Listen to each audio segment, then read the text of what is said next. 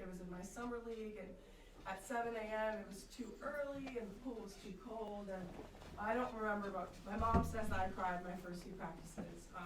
But pretty soon I started to make some friends.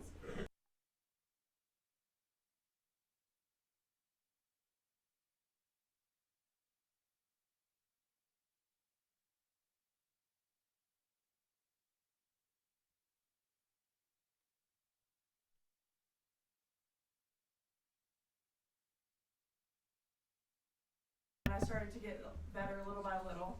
So I decided that I was going to keep swimming and start swimming year round. I also found out pretty early on that I'm not very coordinated on land, so it was best to stick to the water and sports in the water.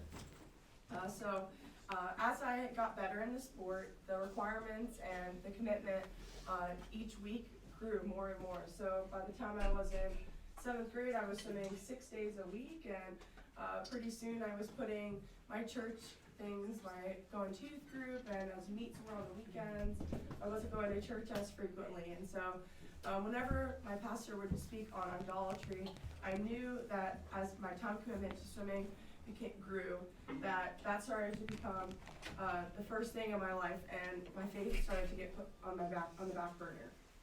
So by the time I got to high school, I was challenged by my pastor to pray about going on a missions trip to Poland one summer. And that meant giving up my big meet that summer to go to junior nationals in California.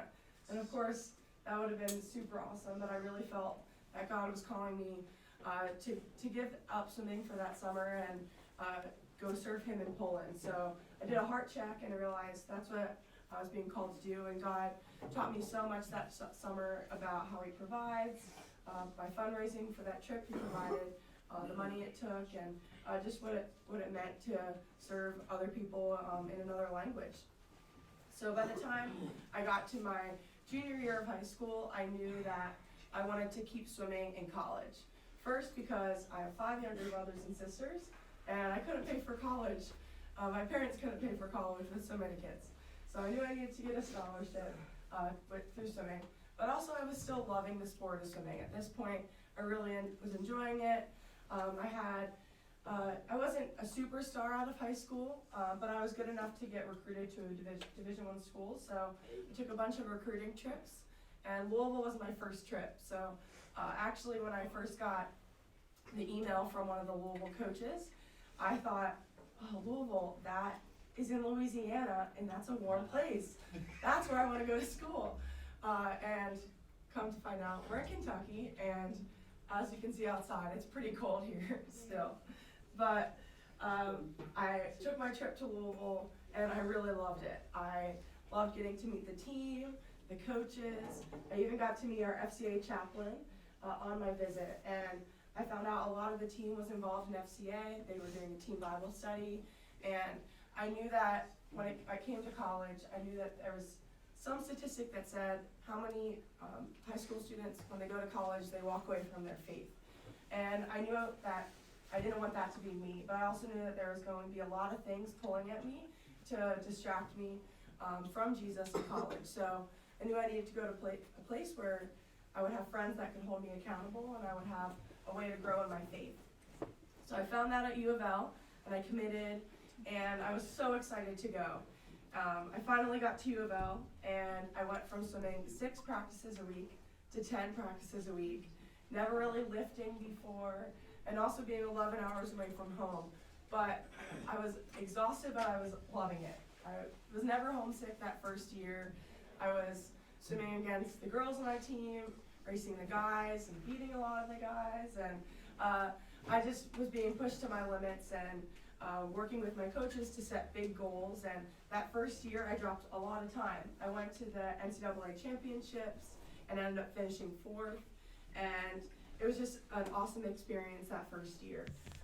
But leading into that next summer, I thought that I would have a chance to qualify for the national team. The national team was going to Spain for the World Championships, and I thought, what better place to go than Spain, try some new food. I took Spanish in high school, could test it out. And a couple months before that meet, actually right around 1 month, I had my first injury. Have you guys had to experience that? See if you guys can understand. And it's really hard. I had an ankle sprain. First, it's really painful, and then you can't really do everything with your team that you're used to because you're limited with whatever you have. So I got so much stronger that first year because of my legs and the power in my legs. And without my ankle, I couldn't push off the walls and couldn't kick hard. So I still went to that meet. I did not do well, and I cried after each event, first because it was painful, and second because I wasn't swimming well. So at the end of that meet, I kind of reflected on that and realized that my purpose in swimming isn't to win, and it's not to impress people. The purpose of my swimming is just to glorify God, no matter the results, and I can do that with my attitude. And so my theme verse from that meet was Psalm 143:8. I think we pulled it up earlier. I have a different version, but the version I have says, "Let the morning bring me word of your unfailing love, for I put my trust in you. Show me the way I should go, for to you I entrust my life." And this is something I'm still reminding myself to this day, is that God has the plans for me, and I need to just trust Him for each meet, each day that I have.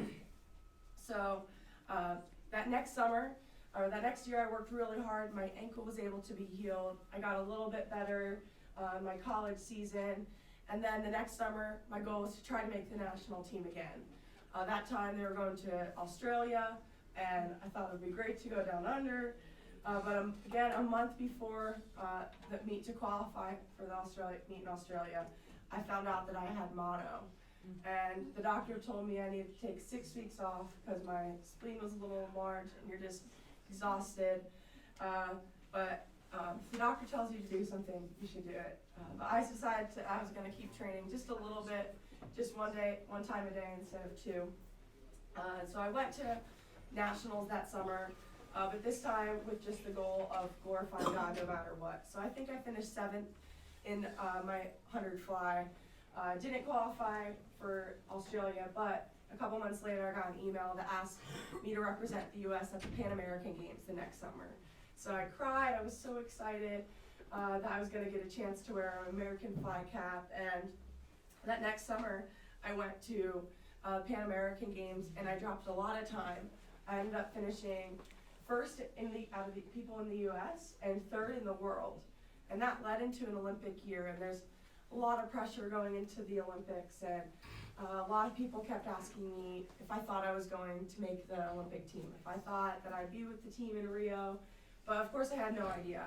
The U.S. is such a tough country when it comes to our swimming, and all I knew is that I was going to be swimming in a 50-meter pool, and that every day in practice I swim in a 50-meter pool. So I was trying to focus on the things I can control. I can control my work ethic. I can control how hard I work every day. I can't control if I'm going to get sick again or hurt again or what anyone else is going to be doing, but I focused on the things I can control. So by the time I got to the Olympic trials, I felt ready. I was so excited, of course, so nervous. But my theme song for that meet was "It Is Well With My Soul," that no matter what the results were, that I knew I was going to spend eternity in heaven, and that mattered so much more if I got to add Olympian to my resume. So I ended up getting to walk up behind the blocks with so much peace, and I was just ready to swim the race that God had for me. So the Olympic trials is an 8-day meet. Thankfully, my event, the 100 fly, is the first 2 days of the meet. I had to swim 3 times, finished first or second out of 160 girls in my event. And these are the best girls in the country. It's a huge accomplishment to just make it to the Olympic trials. So I ended up swimming a great race, my best time ever, and I ended up touching the wall first. I heard my name before I even saw it on the board, and I got to go run over to my family, and my mom's ugly crying. There's pictures to prove it. It's great. And it was just a really special moment when I became an Olympian, getting to share that with my family and a lot of my teammates in the stands too. So fast forward a little bit. After the trials, we got to go to training camp as an Olympic team. This was the chance to just get to know each other and really create team chemistry before we went down to Rio. But the night before we left, I found out that the roommate I requested decided that she wanted to room with someone else. So I was trying not to panic. I knew I was still going to the Olympics. It was going to be a great experience. So I'm checking into the hotel in San Antonio, and no one's in there yet, but I see my roommate's bags, and then I saw a Bible on the nightstand. And I was like, wow, God, you're already working. I don't know who my roommate is, but we can share our faith together and grow together during this time. And the second part of our camp was in Atlanta, and got to spend some time with my family there, which was really cool. And the night before we went down to Rio, one of the local pastors came, and he shared a devotional with us from Matthew 13:17. It's when Jesus is getting baptized. And this is before Jesus even started his ministry. But God came down and said, "This is my son who I love. With him I am well pleased." So before Jesus healed someone, before he raised anyone from the dead or fed the 5,000, God loved him just for being his son. And so we took that with us, that before we step on the blocks, before the biggest meet of our lives, lots of pressure, that we're loved just for being his daughters and sons, not because of what we can do in the pool. So went down to Rio, and again, I'm swimming the first couple days of the meet, the 100 fly again, and I feel like I'm really prepared. I feel like I'm ready to give my all again, just like at the Olympic trials. And I swam my prelims race, and I qualified for semifinals. I knew I had some things to work on to get better the semifinals. Have you guys ever had like a competition or a test where you feel prepared, you get the results, and you did terribly? Me too. Unfortunately, that happened to me at the Olympics. You have to be top 8 to make it to the finals, and I finished 9th by .04. And it was heartbreaking. This is what I felt like I had worked for so long. And I was just praying for strength at that point. I didn't want to bring any negativity to our team area. My theme song for that experience was "'Tis so sweet to trust in Jesus," that swimming's gonna fail me, so many things in life are gonna fail me, but Jesus won't. So I'm singing that as I'm I've got a lot of crying experiences in my story, I guess, but I'm crying in the warm down pool and just praying for strength. And I really feel like God healed my heart. I was able to be genuinely happy for my teammate Dana, who won a bronze medal that next day in the 100 fly. So because Team USA has so much depth, I was given another chance to be on the 400 medley relay, which is on the 7th day of the meet. So I was in the prelims of that relay. That next day I was in the stands when I actually won my gold medal, which is not how I was expecting it to go. But that was still God's plan. That's how he made it. That was his plan for me for my Olympics. So it wasn't what I had wanted. It wasn't what I had expected, but I'm really grateful for my Olympics experience. Crazy that was already 3 years ago. I'm training full-time now to qualify again next summer. God's still teaching me things every day through swimming, and I'm really grateful that I get to swim. So that's all the time I have. There's a lot more that God's done, but you guys all have to get to class, so I'm going to pray us out, and you guys have an awesome day. So, dear Heavenly Father, thank you so much for this great group of kids that you give them the strength and the focus today as they go about their classes.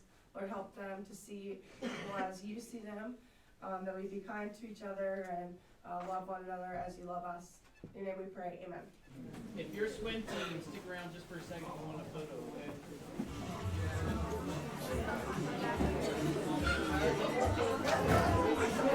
okay?